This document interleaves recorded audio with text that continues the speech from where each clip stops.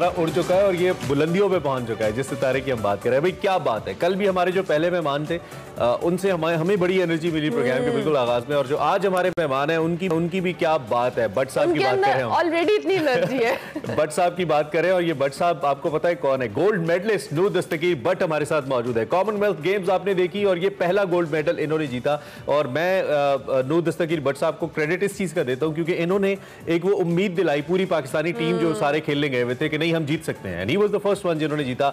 Birmingham में ये games हुई थी, आपको याद है 109 किलोग्राम कैटेगरी थी, मजमूई तौर पर 405 किलोग्राम वजन उठाकर गोल्ड मेडल भट्ट साहब ने अपने नाम किया। और न्यूजीलैंड के जो वेट लिफ्टर थे डेविड लेटी, उन्होंने दूसरी, जबकि इंडिया के गुरदीप सिंह ने तीसरी पोजीशन हासिल की थी। और इसके बाद नूर दस्तगीर भट्ट इस्लामी यकजहती गेम्स में भी 109 किलोग्राम कैटेगरी में, स्नैच में 170 और क्लीन एंड जर्क में 226 किलोग्राम वजन उठाने की कोशिशें उन्होंने की, नाकाम रहे।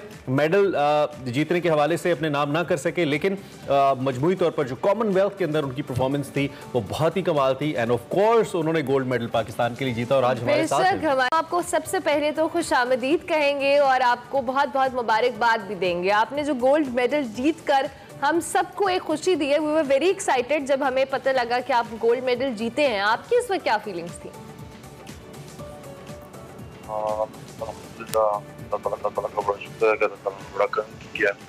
टाइटल को विन करने के लिए तकरीबन 7-8 साल लगी, तो अल्हम्दुलिल्लाह। नो भाई थोड़ा सा माइक अपना हैंड्स फ्री का पास करके बोले ना, ताकि आवाज जरा आए, थोड़ी आपकी आवाज डिस्टॉर्शन आ रही है। जी जी बोलिएगा।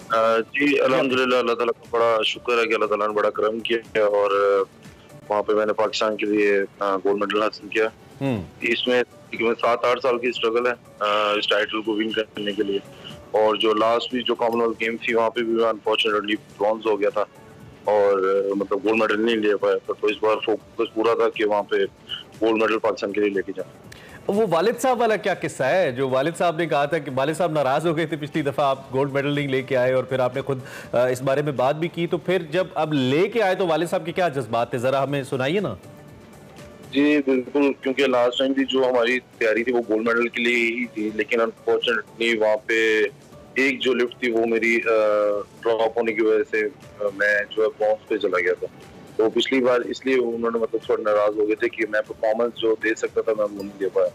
लेकिन इस बार वो जो कमी थी वो मैंने वो जो खत्म की, और जो गलतियां हुई थी 4 साल पहले वो मैंने इस बार पूरी उस चीज पर फोकस करके और फिर मैंने कंपटीशन जो किया। अच्छा नो, जिस तरह से हम आपका जर्नी भी पढ़े थे, अब जब आपने गोल्ड मेडल जीता उसके बाद हमने स्ट्रगल हर कोई करता है, लेकिन हर एक की स्ट्रगल की नौयत बड़ी मुख्तलिफ होती है। नो आप सुन पा रहे हैं? बेसिकली देखा जाए तो ये स्ट्रगल जो मेरे जो फादर है सुन पा रहा हूँ जी। बेसिकली ये जो स्ट्रगल है ये मेरे फादर की है और ये ख्वाब भी उनका ही है कि हम जो ओलंपिक में जो है पाकिस्तान को मेडल दिलाया है, और इसमें जितनी भी कुर्बानियां दी मेरे फादर ने दी हैं और जो मेहनत भी करवाई है वो भी मेरे फादर ने ही करवाई है।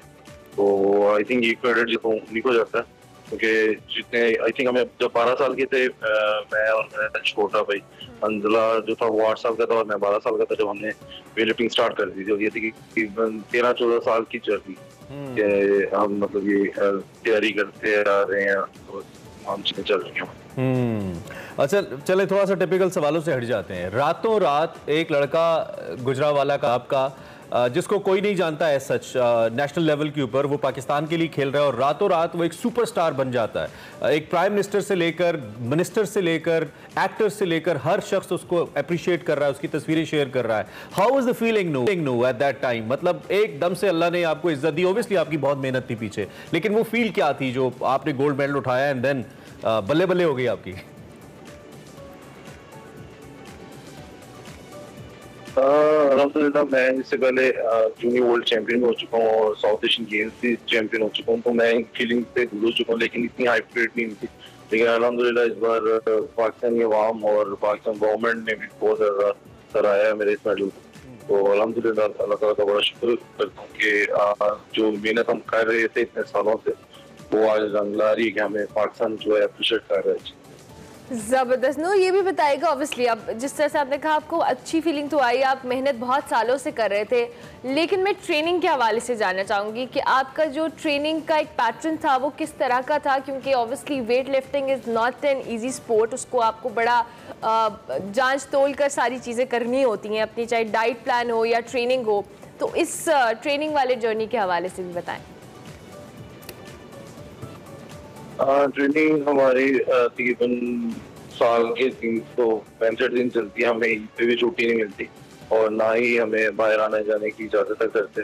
हमारे घर के अंदर ही जिम है, मतलब जहाँ पे मेरा कमरा है उसके नीचे मेरा जिम, तो वहाँ पे ही मैं रहता हूँ। और जो खाना वगैरह हमारा दिन स्टार्ट होता है कि फजर के बाद हम उठ जाते हैं और सुबह का सेशन होता है हमारा 3-4 घंटे का, और फिर उसके बाद नाश्ता वगैरह बाबा ही बना के देते हैं, तो हम वो नाश्ता वगैरह करके रेस्ट करते हैं। फिर इवनिंग में भी हमारा फिर 3-4 घंटे का सेशन होता है, और ये इसी तरह ही पूरा वीक जो है चलता है बिला नागा, मतलब इसमें कोई छुट्टी वगैरह नहीं होती और कोई रेस्ट वगैरह नहीं। ठीक है, थोड़ा सा वेट लिफ्टिंग के हवाले से टेक्निकली मैं एक चीज़ आपसे समझना चाहता हूं, क्योंकि आप गोल्ड मेडलिस्ट हैं और अब आप एक अथॉरिटी हैं इस बारे में जो हमें बता सकता है, वो ये कि आप अपनी प्रैक्टिस के अंदर एक सर्टन वेट उठा रहे होते हैं जब आप ट्रेनिंग कर रहे होते हैं, यानी कि आप टारगेट कर रहे होते हैं कि मुझे इतना वजन उठाना है, और फिर जाके उसी कैटेगरी में आप लाई करते हैं और फिर उसके आसपास आप वजन उठा लेते हैं। तो इस्लामिक सॉलिडेरिटी गेम्स के अंदर ऐसा क्या हुआ, क्योंकि आपने कॉमनवेल्थ में उठाया, क्या थक गए थे, थकावट थी, कोई इंजरी थी, क्या प्रॉब्लम हुई कि आप वहां पे नहीं कर सके?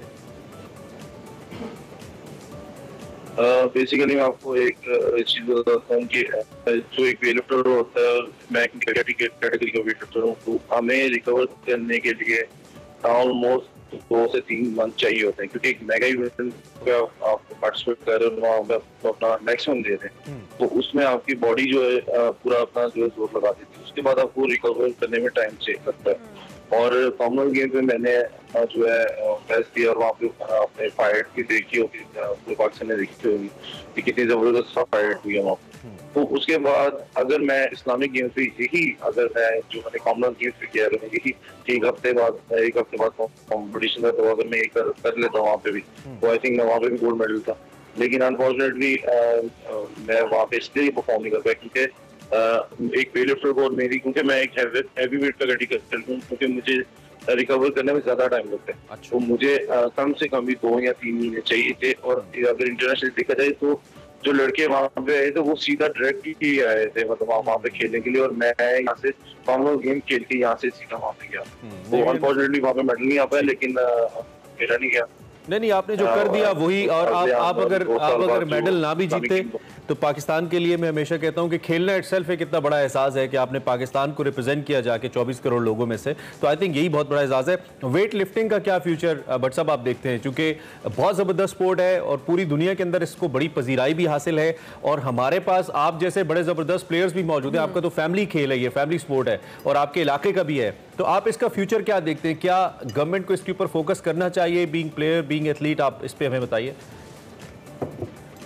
जी, इस तरह के अभी मैं इस तरह की हाइब्रिड आई थिंक इससे पहले नहीं हुई, और इस तरह की बोर्ड भी पहले नहीं हुई। हमारे जो स्पोर्ट बोर्ड है, जी साहब है, और जी साहब मुझे खुद रिसीव करने के लिए मतलब एयरपोर्ट तक आए, और उन्होंने मतलब मुझे यकीन दिलाई है कि वो मुझे इंटरनेशनल कॉम्पिटिशन, इंटरनेशनल इक्विपमेंट्स जो भी मुझे चाहिए चीजें, वो मुझे मेरे घर में अवेलेबल करके देंगे, और मेरे मतलब फादर के पास उन्होंने कहा ट्रेनिंग करें, आपको जो चीज चाहिए हम आपको प्रोवाइड करेंगे।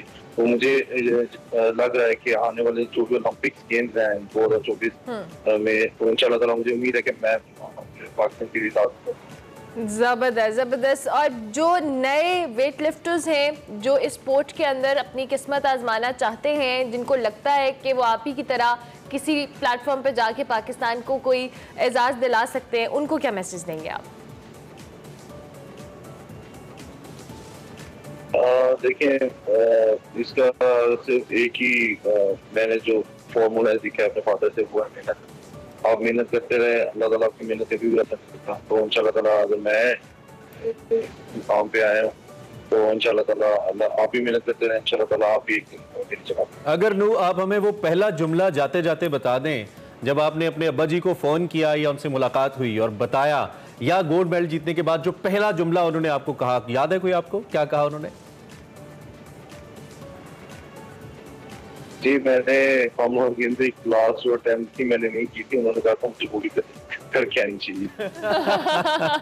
तो मतलब कह रहे थे कि जो लास्ट बिल्कुल ठीक है, बिल्कुल मैं सेकंड अटेम्प्ट में भी कर जो लास्ट का था वो भी तुम्हें करके आनी चाहिए। ठीक। वो कहते हैं ना फाइट टिल लास्ट, आप जीत गए तो क्या हुआ, अपना फाइट पूरा करके आए। आप यकीनी तौर पे सबसे पहले खिराज तहसीन अल्लाह की रहमत के बाद आपके वालिद को, जिन्होंने आपको इतने अच्छे से ट्रेन किया, आपकी वालिदा को, चूंकि हमने उनको भी देखा कि वो भी बहुत कंसर्न थी और वो तो मैच देख नहीं पा रही थी जिस वक्त आपका मैच हो रहा था। तो बहुत ही ज़बरदस्त, उनको हमारी तरफ से बहुत खिराज तहसीन है और अल्लाह करे आप ऐसे ही पाकिस्तान का झंडा दस्तगीर बट उठाए रखें और आप जैसे और कई प्लेयर सामने आए और पाकिस्तान का नाम बुलंद हो। So the champion, the gold medalist in Commonwealth Games, Noor Dastagir Butt was with us.